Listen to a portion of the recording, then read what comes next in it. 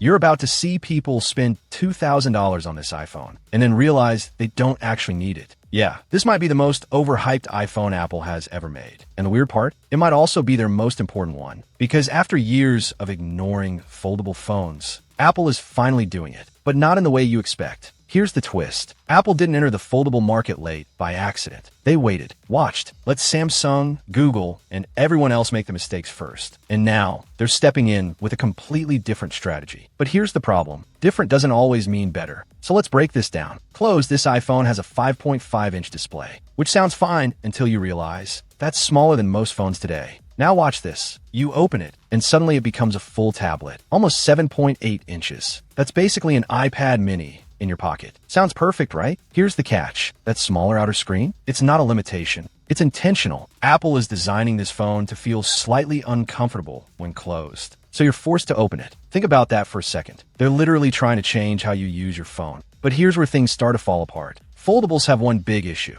They don't age well. Scratches, creases, hinge problems. We've seen it all before. Now, yes, leaks say Apple is working on a nearly creaseless display. If that's true, game changer. But that's not the real problem. The hinge is, because this isn't something you open once in a while. You'll be opening this thing 50, 100, maybe 200 times a day. So what happens after a year? Does it still feel solid? Or does it slowly turn into something fragile? Because if that hinge starts to fail, you're not holding a premium iPhone anymore. You're holding a very expensive mistake. And speaking of expensive, let's talk about the price. This thing is expected to cost around $2,000, maybe even more. Now pause for a second. At that price, you're not just buying a phone. You're replacing your phone and your tablet. At least, that's what Apple wants you to believe. But here's where it gets controversial. You'd expect the best of everything, right? Top chip, maximum performance, no compromises. But leaks suggest Apple might not use their latest chip. So imagine this. You pay over $2,000, and it's not even Apple's fastest iPhone. Now, yes, it'll still be powerful. But that's not the point. At this price, people expect perfection, and this feels like a compromise. But wait, it gets even weirder. Face ID might be gone. Instead, Apple could bring back Touch ID on the side button. Now at first, that sounds like a downgrade. But think about it. Would you even put Face ID on a folding phone? Outer screen? Inner screen? Both? Exactly. It gets messy. So Apple might be simplifying things. But still, a $2,000 iPhone going backwards in biometrics? That's a risky move. Now here's the part that could either save this device or completely ruin it. The software. Because right now, iOS isn't built for this. No real multitasking. No proper split screen. Nothing that takes advantage of a tablet-sized display. So Apple has to change that. Imagine this instead. You open the phone, watch a video on one side, reply to messages on the other, maybe even run 2 apps like a mini laptop. That's the experience this device needs. And this is where things get bigger than just one phone. Because Apple is reportedly working on a hybrid system, something between iOS and iPadOS. And if that's true, this foldable iPhone isn't just a product. It's the beginning of something much bigger. A single system across iPhone, iPad, maybe even Mac. One ecosystem, different screen sizes, and suddenly, this device makes a lot more sense. But here's something most people are ignoring. The timing. Apple might announce it with the iPhone 18 lineup, but delay the release. Weeks, maybe months. And delays like that, they usually mean one thing. Apple isn't fully confident yet. Not about the hardware, but about how people will react. Because this entire product depends on one question. Will people actually use it the way Apple wants them to? Now on paper, this thing sounds incredible. Big battery, better efficiency, smooth performance, even satellite connectivity. It checks all the boxes, but none of that matters if people don't change their habits. Because this isn't just a phone. It's Apple trying to replace 2 devices with one. And that's a huge shift. But what if people don't want that? What if most users are perfectly fine with a normal iPhone? Because sometimes the most advanced product isn't the one people actually need. So now the real question is this the future of smartphones? Or Apple's most expensive experiment yet?